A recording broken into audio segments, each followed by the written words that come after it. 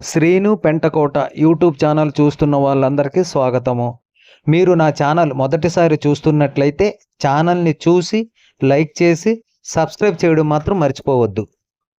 ఇలవేలుపు మా కల్పవల్లి శ్రీ పైడితల్లమ్మ అమ్మవారి మారువారం మహోత్సవం చాలా ఘనంగా జరపడానికి శ్రీ గౌరీ సేవా సంఘం రామూర్తి పంతులపేట ఎంతో వ్యయ ప్రయాసాలు కోర్చి ఈరోజు మధ్యాహ్నం సుమారు 7,000 మందికి నాన్ వెజ్ భోజనాలు ఏర్పాటు చేయడం జరిగింది. ఈ కార్యక్రమాన్ని మీరు అందరూ కూడా వచ్చి ఆ ప్రసాదాన్ని స్వీకరించి అమ్మవారి కృపకు పాత్రలు అవుతారని శ్రీ గౌరీ సేవా సంఘం రామూర్తి పంతులపేట తరఫున మీ అందరికీ రిక్వెస్ట్ చేసుకుంటున్నాం. అలాగే మొన్న ప్రధాన పండుగ 10వ తారీఖున రంగరంగ వైభవంగా జరిగింది. తొలిల్లు 9వ తారీఖున మన జగదాంబ సెంటర్, పూర్ణ మార్కెట్, మనోరమ థియేటర్ మీదుగా చావుల మంది మీదుగా ఎంతో రంగరంగ వైభవంగా జరిగింది.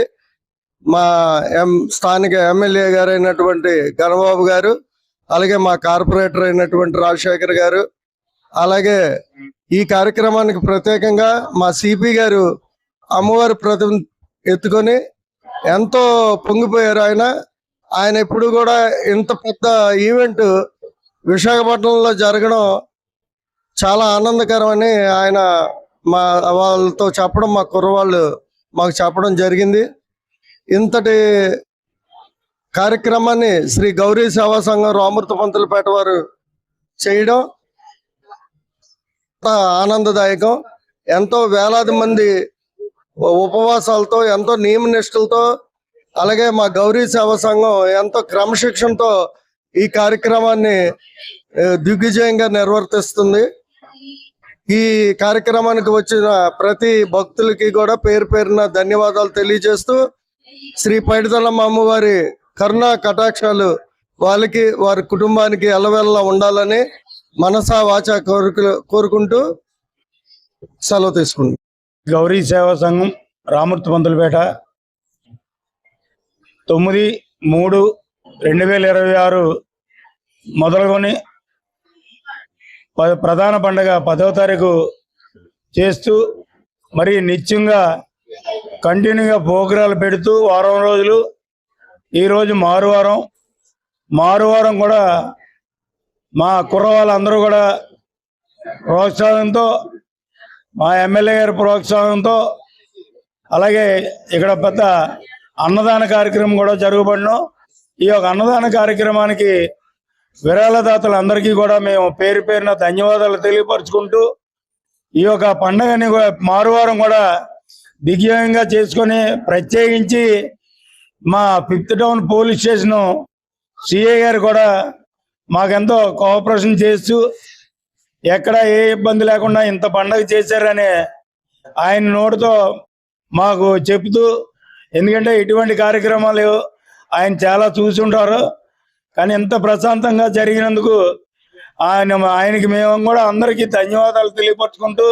అలాగే మా గ్రామ ప్రజలు, మహిళలు అందరూ కూడా ఈ కార్యక్రమంలో పాలుపంచుకొని మధ్యాహ్నం జరిగే అన్నదాన కార్యక్రమాన్ని కూడా దిగ్విజయంగా చేస్తారని చెప్పి కోరుకుంటూ సెలవు తీసుకుంటున్నాం.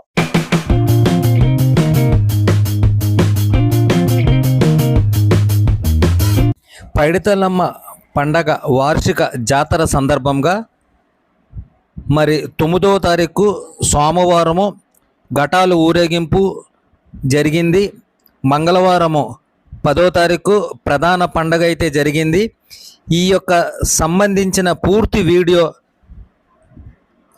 ఆల్రెడీ నేనైతే వీడియో అయితే చూపించాను. ఒకవేళ ఎవరైనా సరే ఆ వీడియో చూడలేదు అనుకుంటే ఈ డిస్క్రిప్షన్ లింక్లో ఈ యొక్క వీడియోకి సంబంధించిన లింక్ అయితే ఇచ్చాను, ఆ లింక్లో చూడండి.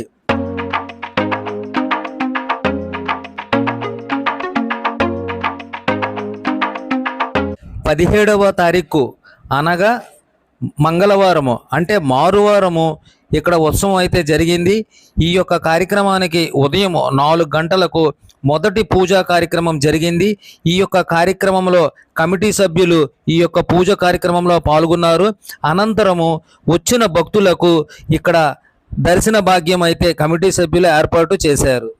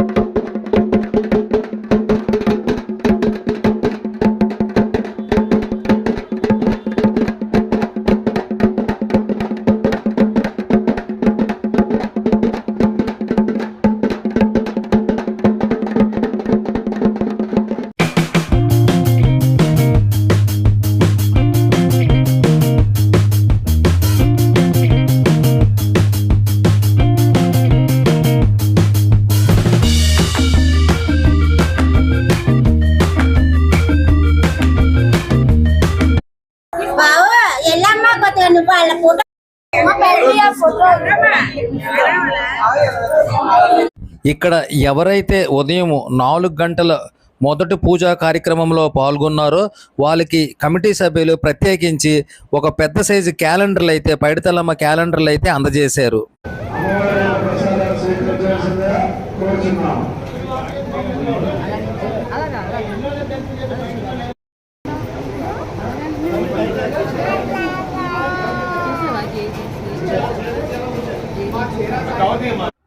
ఉదయం నుంచి ప్రత్యేకించి భక్తులైతే వచ్చి పసుపు కుంకాలతో తమ మొక్కుబడులు తీర్చుకున్నారు.